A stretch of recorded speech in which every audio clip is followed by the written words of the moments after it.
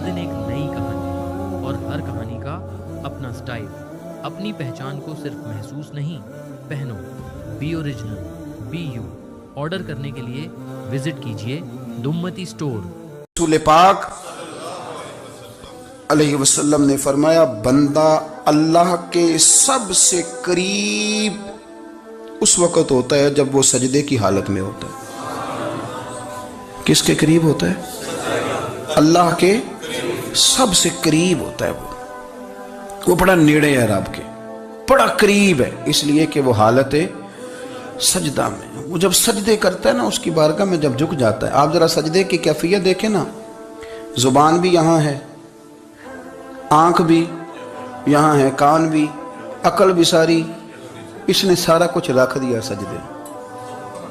آپ وہ کبھی پیچھے جائیں تو دیہاتوں میں کہا جاتا تھا ناک سے نکیریں نکالو، بہت بڑی سزا ہوتی تھی نا، ناک سے نکیریں نکالو، بڑی سزا ہوتی تھی۔ تو اس نے کہا مالک مجھے کسی نے کہا نہیں، پر دیکھنا میں نے رکھ دی ساری عقل سجدے میں، اور رکھ کے کہا کیا؟ سبحان ربی یا اللہ، اللہ میں پست ہوں تو اعلیٰ ہے، اللہ تو میرا رب ہے اور تو سب سے اعلیٰ اتنا۔ اور فرمایا جب یہ اس کیفیت میں ہوتا ہے تو پھر یہ اپنے رب کے قریب ہوتا ہے۔ کثرت عبادت، نوافل۔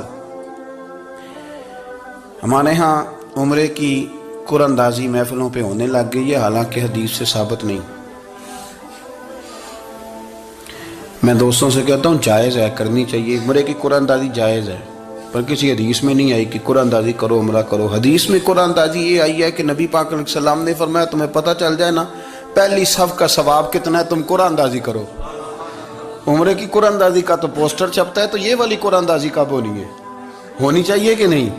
حضور نے فرمایا تمہیں پتہ چلے کہ اس کا ثواب کتنا، تو تم قرآن اندازی کرو، تم قرآن ڈالو۔ جب آپ نماز پڑھ رہے ہوتے ہیں، جب آپ کا مصلی آباد ہوتا ہے، صلاح الدین ایوبی ایک بزرگ سے ملاقات ہو گئی، بیت المقدس پر قبضہ تھا عیسائیوں کا، تو صلاح الدین بڑے پریشان تھے۔ بابا جی کہنے لگے پتر کیا ہوا؟ کہنے لگے حضور پتہ چلا ہے دشمن کے 2 بحری بیڑے اسلحہ لے کے آ رہے ہیں، مسلمان پہلے ہی کمزور ہیں، اور اب اگر 2 بحری بیڑے اور آ گئے تو حضور مسئلہ بن جائے گا۔ تو میں پریشان ہوں کہ کس طرح یہ کم مسئلے والی ہماری فوج ہے کیسے مقابلہ کرے گی۔ تو بابا جی کہنے لگے پتر اس طرح کرنا، آج رات تو بھی دعا کرنا اور میں بھی کروں گا، تو بھی دعا کرنا، آپ ناراض نہ ہونا، ہم تو پیروں والے ہیں، ہم تو پیروں کے نوکر غلام ہیں، ہمارا تو گزارا ہی نہیں، ہمیں تو ملتا ہے سارا کچھ وہاں سے۔ پر میرا سوال یہ ہے کہ تعویذ لینے جاتے ہو نفل کیوں نہیں پڑھتے؟ رات اللہ اللہ کیوں نہیں کرتے؟ یہ بھی تو ہمارے بزرگوں کا ہی طریقہ ہے، انہوں نے تو ہمیں سکھایا ہے۔ صلاح الدین ایوبی سے بزرگوں نے کہا کہ رات آج نا اللہ اللہ کرنا، تو میں تیرے لیے دعا کروں گا، تو بھی دعا کرنا۔ تو بندہ جب دکھی ہوتا ہے تو سجدہ کرتا ہے، تو پھر ہی تو مصلی بھیگ جاتا ہے، پھر ہی تو مزہ آتا ہے۔ سکھی بندہ تو کعبے جا کے نہیں روتا، دکھی تھے، تکلیف تھی، تو سر رکھا سجدے میں تو تڑپ گئے۔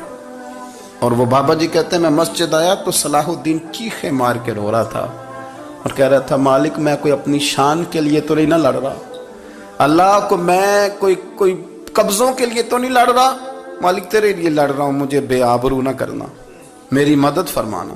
کہتے ہیں میں آیا تھا کہ مسجد میں دعا کروں گا، پر صلاح الدین ایوبی کو روتے دیکھا تو میں لوٹ گیا۔ تو سویرے صلاح الدین ملے تو بڑے خوش تھے۔ میں نے کہا پتر کیا ہوا؟ کہنے لگے حضور وہ بحری بیڑے 2 آ رہے تھے نا اسلحہ لے کے، دونوں ڈوب گئے پانی میں، پانی میں ڈوب گئے۔ تو بابا جی کہنے لگے صلاح الدین وہ پانی میں نہیں ڈوبے، وہ تیرے آنسوؤں میں ڈوب گئے، وہ غرق ہو گئے، وہ جو تو نے مصلی بات کیا تو وہ تیرے آنسوؤں میں ڈوب گئے، وہ غرق ہو گئے، وہ تباہ، اتنے قیمتی تھے تیرے آنسو کے بہا لے گئے دشمن کے بحری بیڑوں کو۔ میرے بھائی ٹھیک ہو گیا جی، میرے عزیز سمجھ لیں اس بات کو ہمیشہ کے لیے، اور اس پر غور کر لیں اچھے طریقے سے کہ میرے رسول کریم سید عالم صلی اللہ علیہ وسلم نے نا ہماری توجہ دلائی، حضور نے ہمیں بتلایا، ہمارا ذوق بڑھایا عبادت کی طرف۔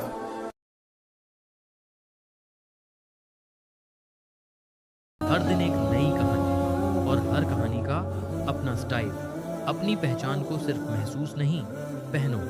Be original, be you. Order کرنے کے لیے وزٹ کیجیے دمتی اسٹور.